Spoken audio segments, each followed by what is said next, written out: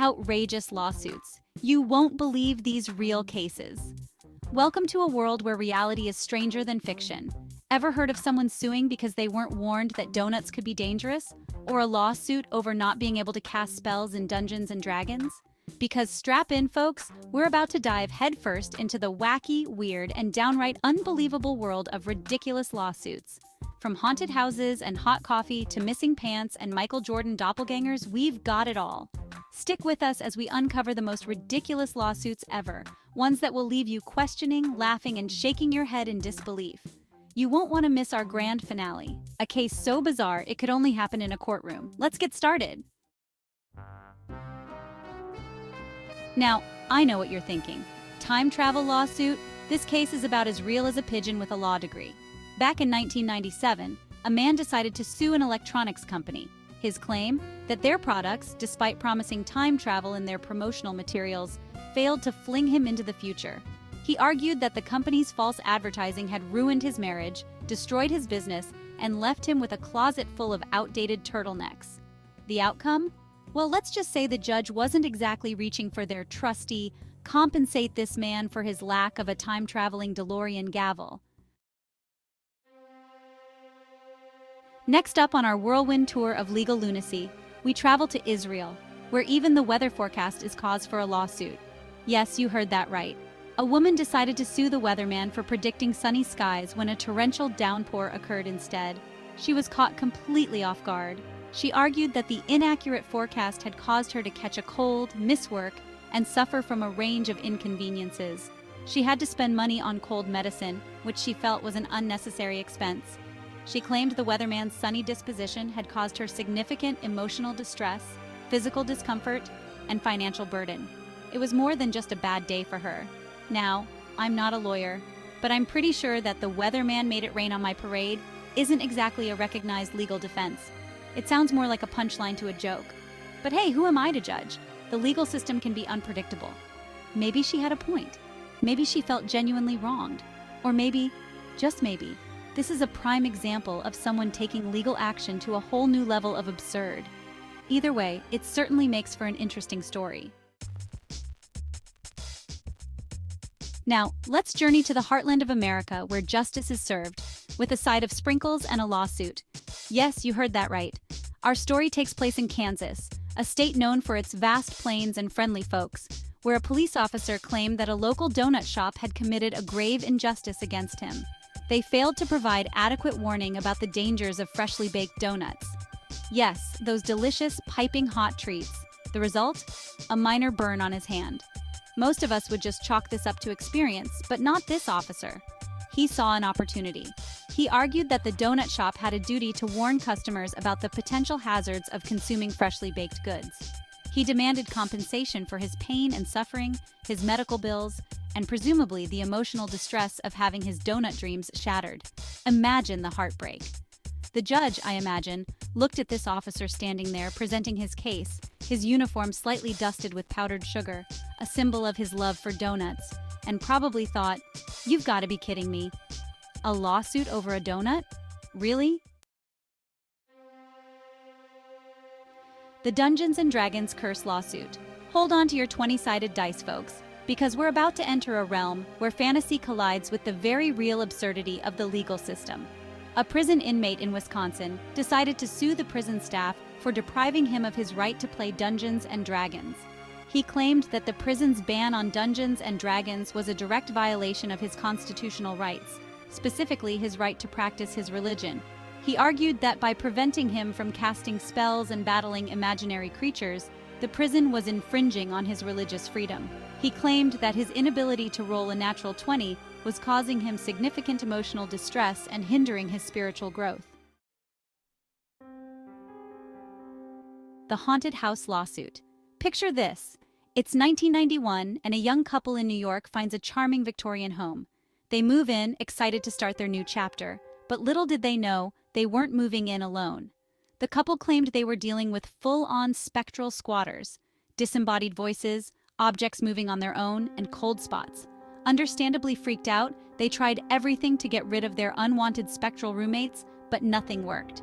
So, They sued the seller of the house for failing to disclose the house's most active residents. The court actually ruled in favor of the buyers, declaring the house legally haunted. That's right, folks. This house officially had a haunted stamp on its deed. The McDonald's hot coffee case. Let's rewind to 1992 for a case that's become shorthand for frivolous lawsuit, but which is actually much more nuanced and complex than most people realize. Stella Liebeck, a 79-year-old woman, was a passenger in her grandson's car when she bought a cup of coffee from a McDonald's drive-thru in Albuquerque, New Mexico. While parked, she tried to add cream and sugar to her coffee, but the cup tipped, spilling the scalding hot liquid onto her lap, causing immediate and severe pain. The coffee was so hot that it caused third-degree burns to Liebeck's thighs and groin, resulting in extensive and painful injuries. She required skin grafts and spent 8 days in the hospital, followed by 2 years of medical treatment and recovery.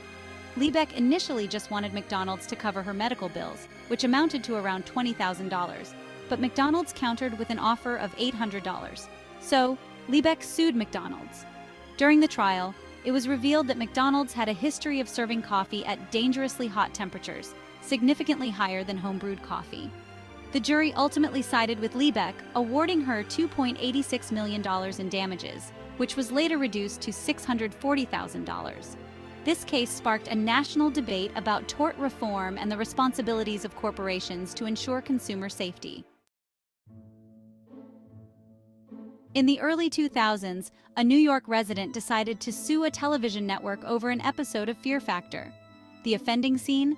Contestants bravely choking down a plate of rats. The man claimed that watching this stomach-churning spectacle had caused him to choke and vomit. He argued that the show's producers had gone too far, crossing the line into reckless endangerment of his gag reflex. He demanded compensation for his pain and suffering, his therapy bills, and presumably a lifetime supply of antacids.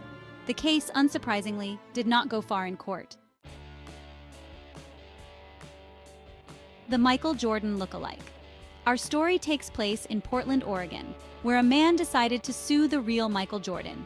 His claim? That looking like the most famous basketball player on the planet was causing him undue emotional distress. He argued that his uncanny resemblance to Jordan led to constant mistaken identity. He sued Michael Jordan for a whopping $832 million, arguing that the basketball star should compensate him for the emotional distress and missed opportunities to live a normal life. The case was, predictably, dismissed. The scented tennis ball case. Our story begins with a man, a dog, and a seemingly innocent can of tennis balls. The balls were advertised as unscented, which was a blatant lie.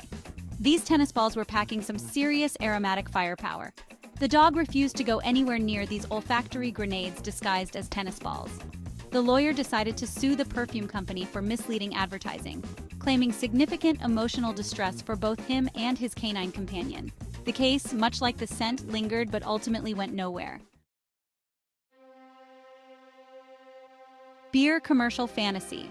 Our story begins with a man, a six-pack, and a healthy dose of disillusionment. This man, let's call him Average Joe, had been a loyal consumer of a particular brand of beer for years.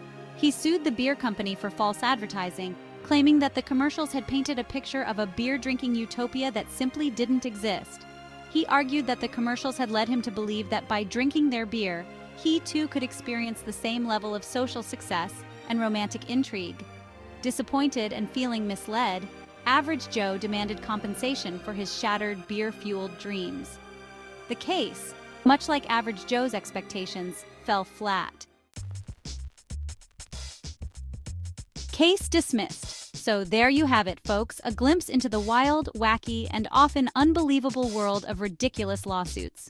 From haunted houses and hot coffee to missing pants and Michael Jordan doppelgangers, these cases prove that truth is often stranger than fiction, especially in the courtroom. These cases prove that the legal world is full of surprises and surreal stories that are both insane and entertaining. If you enjoyed this dive into ridiculous lawsuits, hit that subscribe button and ring the bell for more unbelievable content.